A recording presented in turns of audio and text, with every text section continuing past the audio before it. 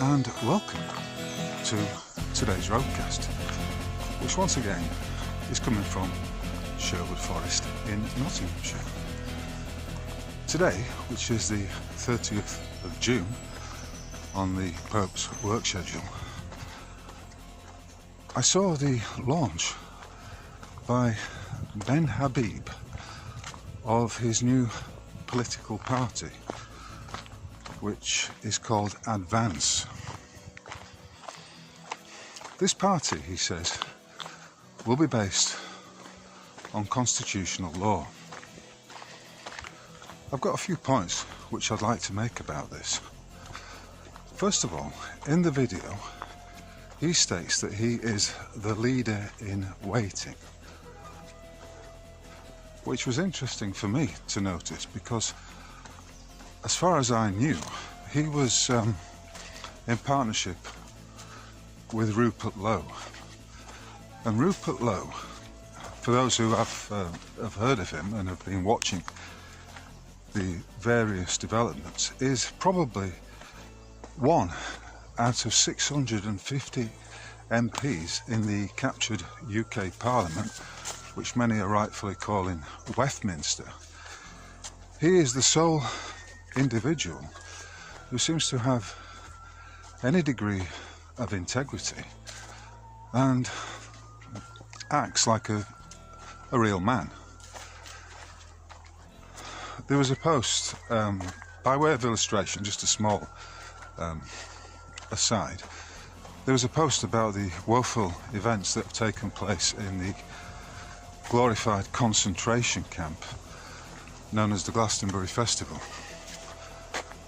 Some fool had suggested that Rupert, after a comment he'd made, was a little bit aggrieved that he'd not got a ticket to go. And Rupert responded by stating that if he wanted to be surrounded by unfiltered horseshit, then all he had to do was go and muck out his stables.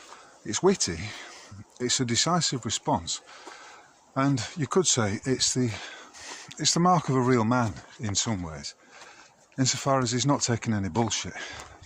And as I say, in the captured House of Commons, out of 650 MPs, he may well be the only one who truly has any integrity, and the only one capable, out of all of them, of actually representing the interests of the indigenous, the native populations of the British Isles.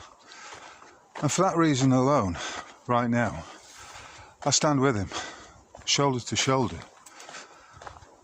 And it's unusual for me to take such a position because I don't have any truck with any of these traitors who were populating the benches of the Houses of Parliament.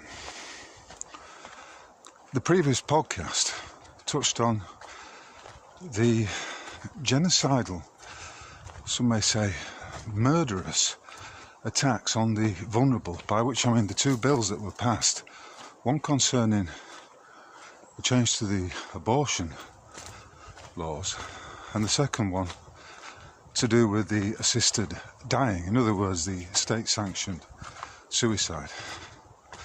An attack on the most vulnerable being an attack on those babies, and on the babies that, you know, in some cases may not even have been born yet, and also on the elderly. That's what I meant by that. One of the things that people need to realise, and which seems to escape so many right now, is that the entire stage show that is Parliament is essentially just scripted theatre.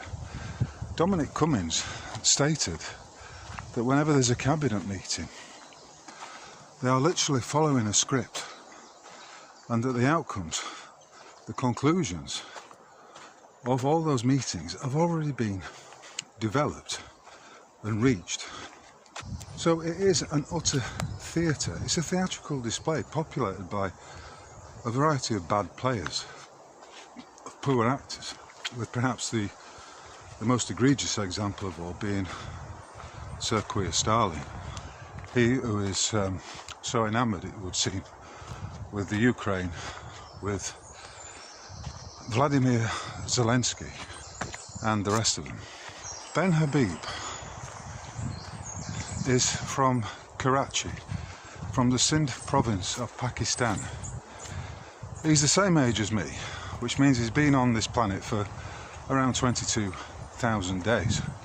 And I was looking a little bit into his biography after I'd watched his promotional video and seen the tweet that he put out this morning. It was very interesting that he described himself as the leader in waiting. My point is this, and it's a very straightforward one, and it connects back to what I've opined about on a number of occasions now concerning the law, the true law of these lands, which in its essence can be distilled down to do unto others as you would have them done unto you. Ben Habib references constitutional law, and he's right to do so. But my point is this, Mr. Habib came to live in Britain in 1979 when he was 14 years old. Now, when I cite the Golden Rule, it will immediately resonate with each and every listener who has an ancestral lineage going back thousands of years, quite possibly to the arrival of the Trojans and Brutus back in the 1100 BC. So we're talking about 3,000 years ago. When I say an ancestral lineage, I simply mean that if you truly resonate with the common law and you understand it as the Golden Rule, then that's because you've got an ancestral lineage. There's something in your DNA, there's something in your psychological makeup, if you like, that is responsive to the point I'm making. The analogy I used previously is essentially this, that the Isles of Britain, the peoples of Britain, have built their civilization and their law upon what you may say is the bedrock common law. Every solicitor who's come along since then, every popinjay, every governmental agent, and in these days we're talking about, when I say the UK Parliament is a captured operation, many of these puppets are essentially working for the WEF. It's been out there, it's clearly stated, and it's obvious. I mean, on top of that, you've got the Friends of Israel, which is another pressure group, if you like, or a non-governmental organisation to which many of the members of Parliament are affiliated to which many of them, if not the vast majority, have pledged allegiance.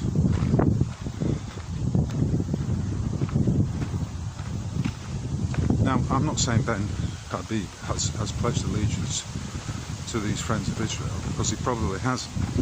However, my point is this: if we take the common law, if we take the law as the bedrock upon which our civilization has been built, then we look at the legal system as it currently stands. I'd like you to think of this as an image, that bedrock has been, the bedrock of the common law has been tarmacked over with bitumen, and at times of the year like this, but also throughout the winter, that bitumen, that tarmac starts to crack. It can be cracked by way of ice and frost, but it can also be split apart by way of the sun, you know, particularly this time of the year when the temperature is approaching or is around 30 degrees. So the legal system, which is founded on lies, is essentially a tarmacadam surface that's been plastered over the common law. Now, as I'm expressing this, many of you will understand it implicitly. My point about Ben Habib is that even though he may well have the best interests of the peoples of these lands at heart, I don't think we're at the point right now. If there is to be a political party, I don't see how a non-indigenous man will have the broad appeal necessary. That is an essential requirement for a leader of any new political party right now. And why do I say that? Well, let's think back to what happened with the expulsion of Rupert Lowe from the Reform Party. Essentially, that expulsion was founded upon the lies and the false representations of the likes of Zia Yusuf, essentially a Muslim who is the chairman of the Reform UK party. And a man, if you're a Muslim, you will know that under Mohammedan Sharia law, under the tenets of said mind control program, because that's what it is ultimately, you have the right. Again, it's almost like it's a further example of this legalese that I'm talking to. It's a crock of shite that's an attempt to justify, in this case, telling lies. You can lie against the infidel. You can tell lies in order to gain advantage over the infidel, which, of course, is very similar to that propagated by the other mind control program known as Judaism. When it comes to the Goyim, when it comes to the profane, or in the Mohammedan case, the infidel. And it's all bullshit, because if there's one thing that we know as indigenous peoples, it's that it's wrong to tell lies. And if you tell lies, you've got to have a very good memory. So, under the common law of these lands, Zia Yusuf relied upon a series of dishonest statements which perverted the course of the law. And in his head, therefore, you could reasonably assume that he believes that he falsely believes that he has the right to do that because he's of the Mohammedan persuasion. I'm not sure, well, I don't know if Ben Habib is a Mohammedan, but his family, as I say, are from Pakistan originally. Now, he was privately educated. He's got one of those accents that reminds me a little bit of Tony Blair. In other words, if you heard him speak and you didn't see him, you would probably assume incorrectly that he was an indigenous man of these islands. So in that sense, I'm suggesting that Advance is an example of a controlled opposition party, or indeed what you might term a limited hangout, and that the Houses of Parliament is also a limited hangout. It's just a theatre. And I tried this morning to join a conversation that was being hosted on Twitter, on X, by someone who goes under the moniker of Basil the Great. And after 40 minutes, after I'd requested several times to speak, and I listened to what was being spoken about, it became clear and apparent to me that this in and of itself was a limited hangout, because I was sitting there listening, but I was not getting any acknowledgement. There was no way I could communicate other than to press a button and request to speak. And I probably did it 7 or 8 times and nothing was forthcoming. It was the same individuals who got the opportunity to speak. And I thought to myself, well, fuck it, I'm just going to go out to the woods and pontificate and get my opinion out on this matter. Because essentially the broadcast that Basil had initiated was to discuss this issue of how and why Rupert Lowe was not obviously connected to the launch of the Advance Party. So for some reason, which will probably become apparent over the course of the next few days, Rupert Lowe has not aligned himself with Ben Habib's new party. I'm not one to promote any polypuppet, anyone really who is getting paid £100,000 a year to sit in the Houses of Parliament. I regard them all as traitors. The very fact that they passed those 2 draconian bills nearly 2 weeks ago now, it illustrates my point perfectly. the Nigerian woman, Kemi Badenoch, if that's a real name, it isn't a real name actually. She is also a WF young leader, as is Starmer, as was, and probably still is Rishi Sunak. And if you look into it, you will see many of them are.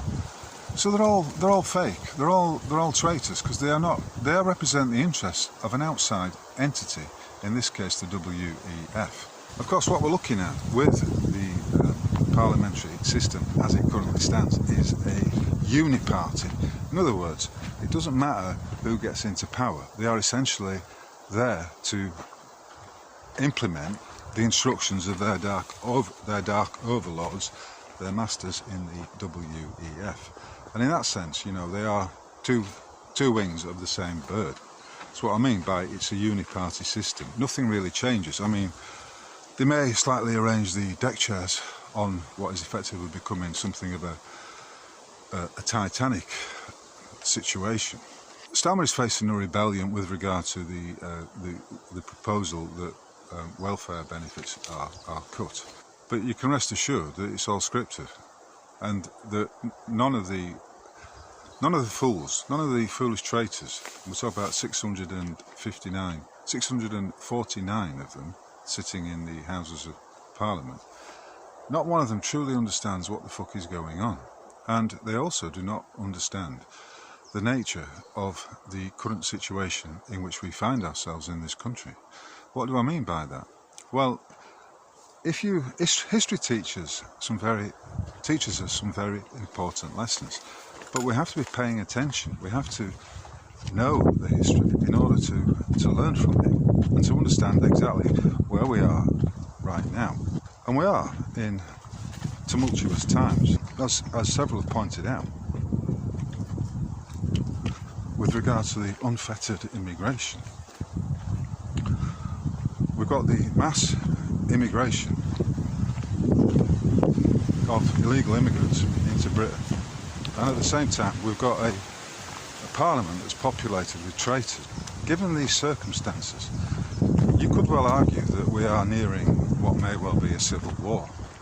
At the very least, I think we're going to be entering into a summer of discontent, a summer of widespread rioting. Now, I'm old enough to remember some of the riots from the early 80s which took place and which were largely blamed as on racism, but that may well have been just another psyop, another means of implementing the problem-reaction Hegelian dialectic system, which was used to push through measures which were already planned out.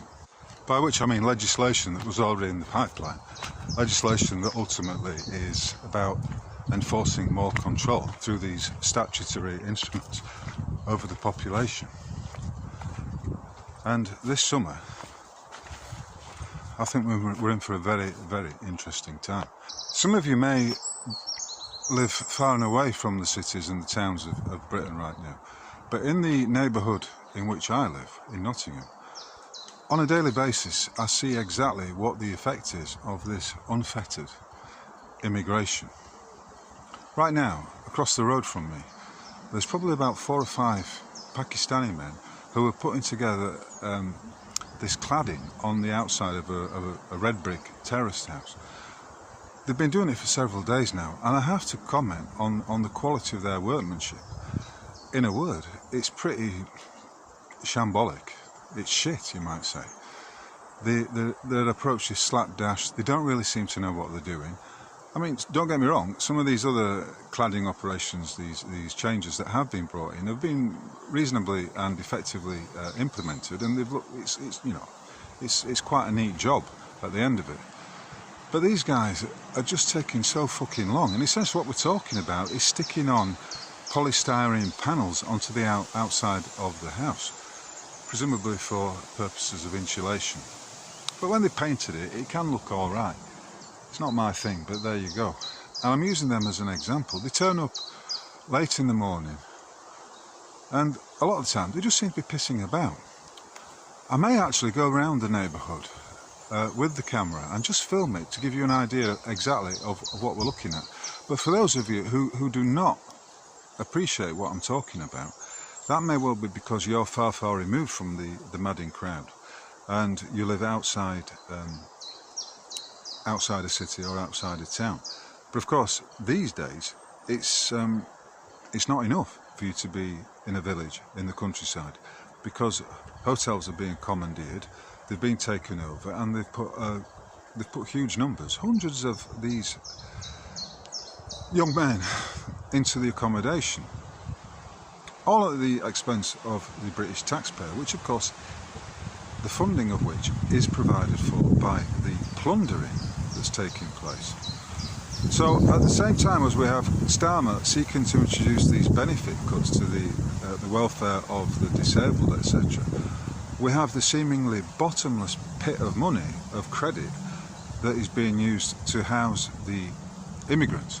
I mean, many of them are provided with a credit card. And on that very subject, it's become apparent over the last few days that Uber Eats, Just Eat, and these cyclists who go around, sometimes on mopeds as well, but these cyclists who are going around, always no matter what the weather, they've always got these masks on, and they've got these big square backpacks on, which have got pizzas in and takeaway food and what have you. It's become apparent that many of them are operating illegally. They have no right, the companies are illegal, they're not paying taxes, and these individuals are simply, how would you describe them? Well, if you're here illegally, you're acting as a criminal. People are suggesting there should be a mass boycott of them, and I agree. This morning I saw some footage of a hotel in Wakefield. It's called Cedar Court. Now, the Cedar Court hotel chain has a number of hotels in its ownership, and some of these have been rented out, or they've been bought out by, no doubt, Serco, who are operating this scam for and on behalf of the government. And it showed that these Uber Eat and Just Eat delivery boys are in fact delivering food through a system called Burger Boys, and it's spelled B-O-I-S. And they are using the kitchens at the hotels to cook up these burgers. They pack them up in these bags. The rider puts it on his back. He's all masked up, and he fucks off and delivers it to whichever duped customers are purchasing the stuff. But when I saw it initially, it reminded me of a hotel I used to work in back when I was 16 at the age of 16 to 18. I used to work as a waiter at a place called the Pennine Hotel, which formerly, before that, was known as the Saxon Hotel, but it's now called Cedar Court because it's owned by this chain of hoteliers. And at first I thought, fucking hell, is that where I used to work? Because if it is, what clearer depiction, illustration could you hope for of that situation? Because when I worked there, they used to put on these banquets. You know, I was working in the banqueting suite as a silver service waiter, and I thought how far it's fallen, because effectively you've got these. I mean, the food was good quality. I know it was mass catering, but it was always good quality, and we served it on these silver salvers. It was silver spoon, silver. It was a silver service that we operated and that I was trained in. And what a fall to see it go from that to these immigrants in these kitchens, cooking these burgers, packing them, burgers and pizzas probably, packing them up into these backpacks and then delivering them, as it turned out, around Wakefield. And I thought it perhaps is a suitable illustration of exactly the situation we're in right now.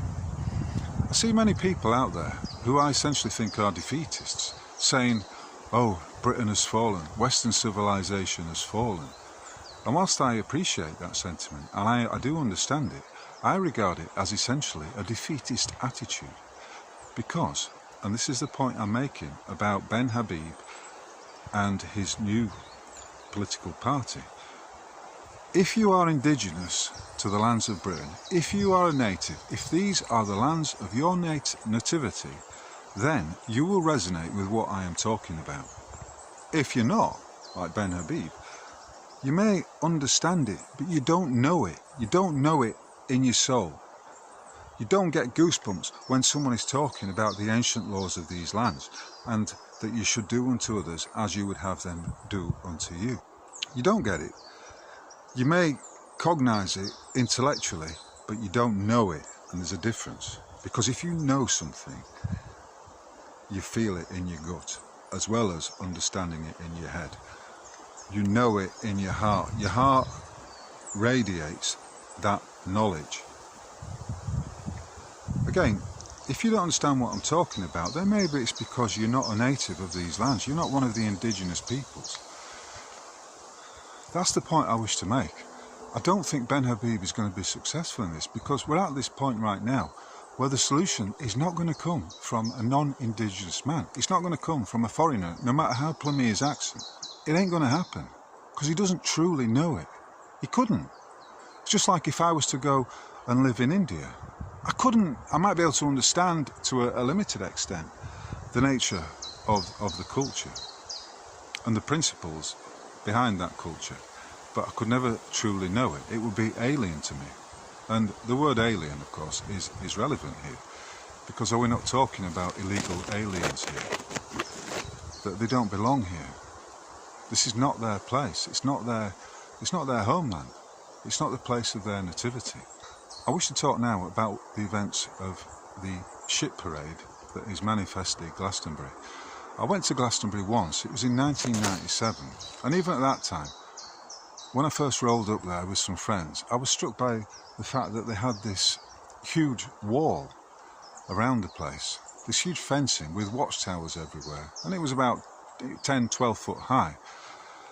And even at that time, it was clear to me that it was becoming a corporate event, which is far, far removed from the original principles of Glastonbury and the original ideas upon which it was founded.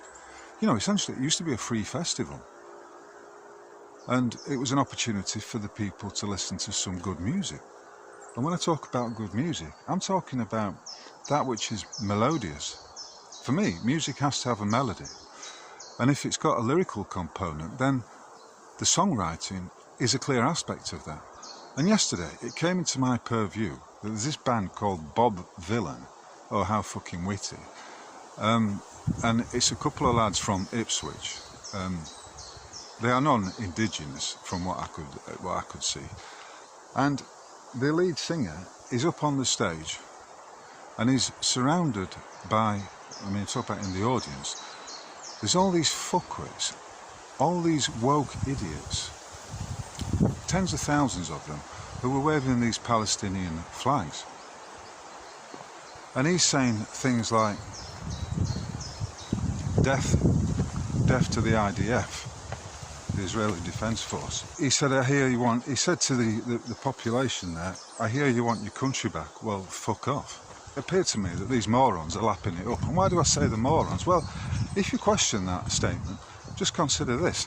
Each of them has paid several £100s for a ticket to go there. I can't remember how much I paid back in 97. It might have been about £100, which even at that time seemed a bit steep for what it is.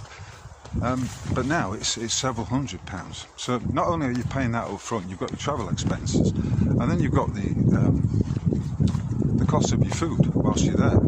And at that time, I can remember you could get a decent meal, largely vegetarian, but not exclusively vegetarian, it's just that I was veggie at that time, for around £4.50, £5. I put money on it being double now. They'd be wanting a tenner for a plate full of rice, beans and a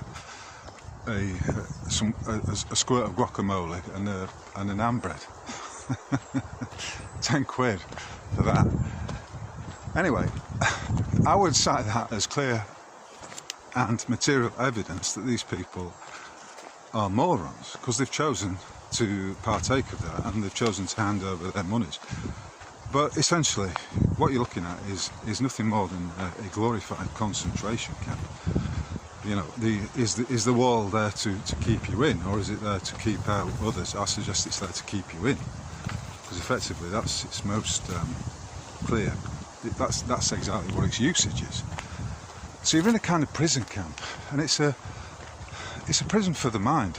The music of this band, Bob Villain, is essentially a cacophony. It's discordant. It's hip hop.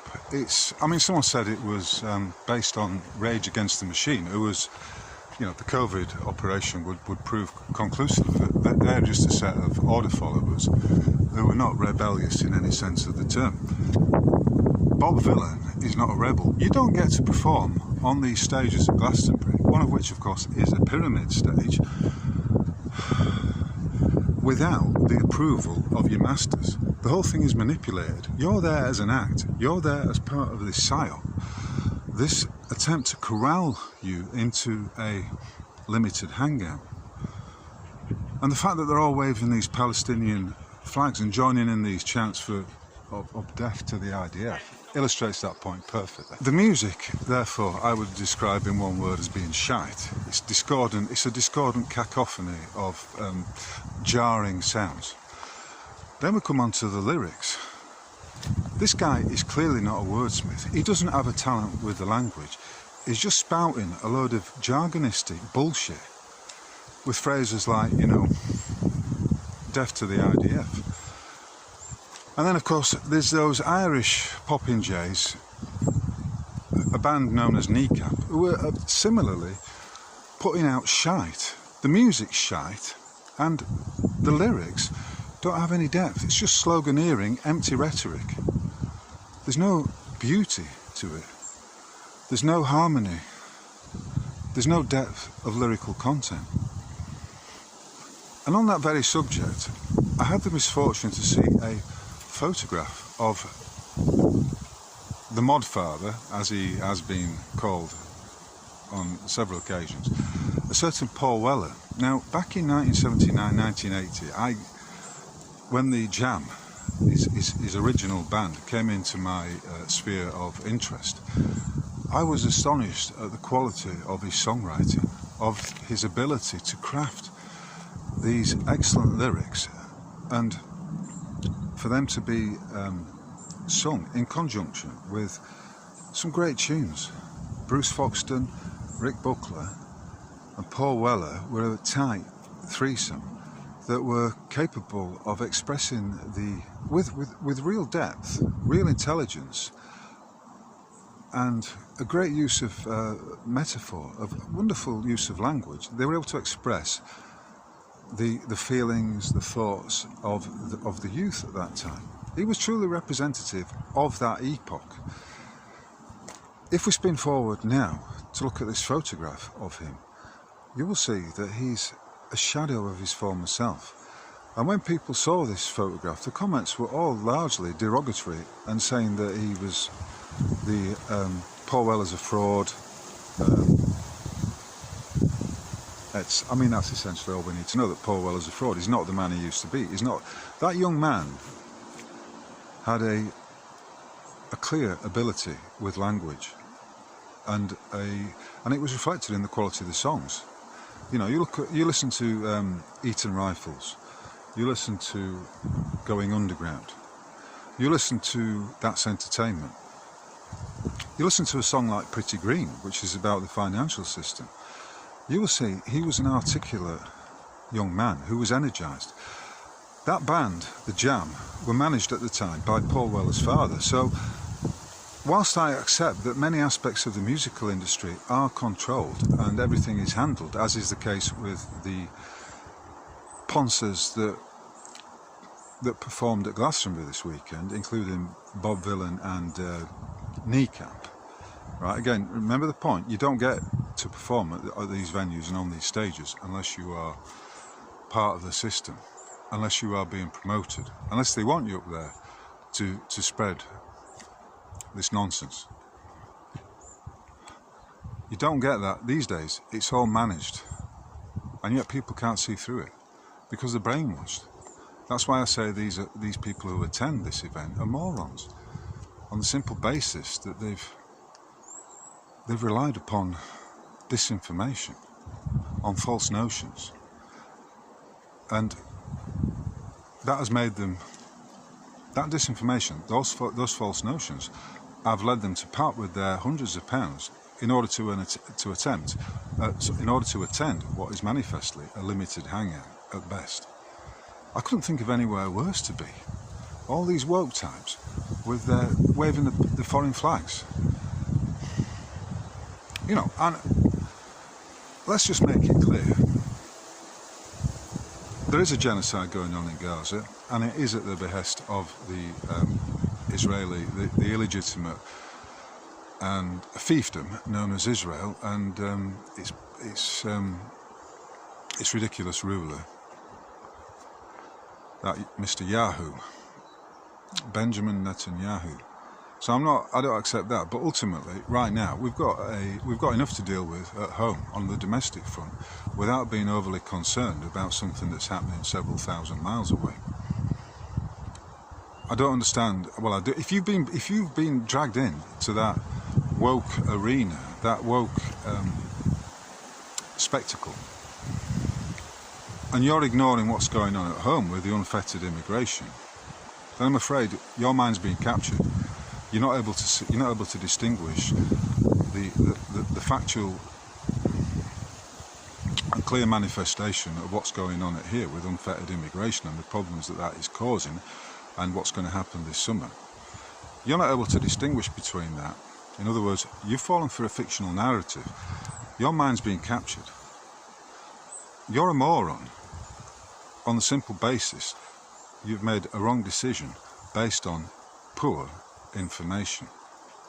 You've chosen a lie instead of the truth, would be the most simple way of expressing it. So for me, music is supposed to be harmonious. There are supposed to be melodies in there. I defy anyone to find anything melodious about Kneecap and Bob Vylan. And I'm just naming two examples here. This image of Paul Weller, I think he's vegetarian, he might even be vegan. He's literally a shadow of his former self. He's pictured in a beanie hat that's probably a little bit too small for him, and he's holding up, rather wimpishly, he's holding up this little Palestinian flag. And I said, I reposted it with the caption, "The Butterfly Collector," and asked people to thumb up the comment if they understood the reference I was making. The Butterfly Collector, of course, being the one who's going around with a net catching butterflies. The Butterfly Collector was one of the most poignant of the jam songs that came into my awareness at that time, and I just thought it was absolutely wonderful. I genuinely, if you look back at it, and I think he wrote it when he was about 21 or 22, it's a marvellous. Lyrically, it's fantastic. Musically, it's great. You've got the backtrack of Rick Butler's wonderful drumming, and you've also got the supreme bass lines that Bruce Foxton was effortlessly pumping out at that time, along with Paul Weller's lead guitar playing. And so the whole thing's in deterioration, and I would say it's part of this. It's part of a demoralisation program, which has been put into place and has been in operation since the 60s, since the 1960s, if not further back. So that's where we are. That's where we're at. That's where the music industry is at right now, and it's just a sea of nonsense, of disharmony. You might say, well, it's satanic that they're using these backing tracks. They're using, I can't even really call it music. They have these cacophonies of demonic disharmony pumping out, and over the top of that, they're simply overlaying a series of empty, nonsensical lyrics. Slogans probably would be a better term to describe it. Especially if you... So Paul Weller went from being a very talented, very articulate bard or poet, a great songwriter, to this figure now who's walking around in London, as I say, a very thin-looking, emaciated, probably vegetarian figure who's waving, rather pathetically, this Palestinian flag. What happened to his nationalism? What happened to his sense of pride? I don't know. He's lost. It doesn't really matter, but again, I would just suggest this is part of the demoralisation that's taken place and that is taking place right now. And when people are saying that Western civilization has fallen, I understand it, I get it, but is it not a defeatist attitude? After all, is it not the case that where there's a will, there's a way? People are saying, well, we need to implement deportations right now, repatriation programs, and that it will cost, but that the cost of that will be less than it would be to maintain the immigrants in the style to which they've become accustomed. The free handouts, the free accommodation. And some of these hotels are 4 and 5 stars in terms of their rating.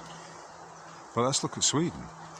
It turns out that the net migration from Sweden compared to immigration has been reversed for the first time since the 1960s. And how did they do it? They simply cut the benefits. They cut off the funding for the immigrants, and that has meant that they all fucked off. So if you're feeling a bit demoralised, if you're of the mindset that Western civilization has fallen, that Britain is fucked, you need to wise up. You need to just look at what we are capable of. You need to remember who you are. You need to remember your true self. You need to remember that your ancestral lineage goes back maybe thousands of years, right? And that your ancestors would have done something about this. They knew exactly how to deal with the treachery, how to deal with the traitors, how to put the interests of the people first, and how, of course, all of this was under the system of common law, of jurisprudence. And if you don't know about that, check out my video on the triads. So, far from being defeated, we may well have reached the nadir. We may well be at that point where we're fallen a long way. We've been demoralised, we've been ripped off, we've been scammed, and we're now dealing with this massive issue of this unfettered illegal immigration. We may well have reached the bottom of that, but if you're at the bottom, the only way is up from this point. I don't know if it's going to fall any further. I don't know if it could fall any further. I don't know if we could be in a more serious situation than we are now.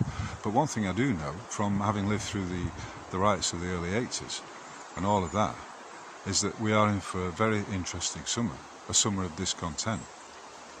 And I'm reminded of another band that were, influential on me in my youth, and that's the Clash. They brought out a song, White Riot. I'll link to it. White Riot, I want to riot. White Riot, I write on my own. Remember also, as Lord Denning so famously said, and as history proves to us, that if the law does not provide remedy, then the people will create their own. Remember who you are. Remember your lineage. Take a pride in your ancestral heritage. And think, what would my ancestors have done in this situation? Would they have taken it? Would they have simply laid down and allowed it to continue? What do you think? Thanks for listening. This has been another roadcast from the woods. I hope you appreciate it. Once again, I have to thank everyone who has shared, liked and chucked a few quid into the Buy Me a Coffee pot. As you will recall, I have been debanked, and it has caused something I never got many donations anyway, but it has effectively, for whatever reason, they have dried up. So if you're able, please chuck a few quid into the Buy Me a Coffee pot, and should you be supportive and would like to fund me in a more regular way, kindly take out a subscription at my Substack page, a paid subscription at the Substack page, and rest assured it will be massively appreciated right now, particularly as we're moving into a summer of discontent. And it does help not only with the maintenance of the website and all of that, which is becoming more costly, but it also helps me with my day-to-day living expenses. So, dear listener, my friends and support, thank you once again for taking the time to listen and for giving me your attention. As ever, I will catch you on the flip side. Cheers!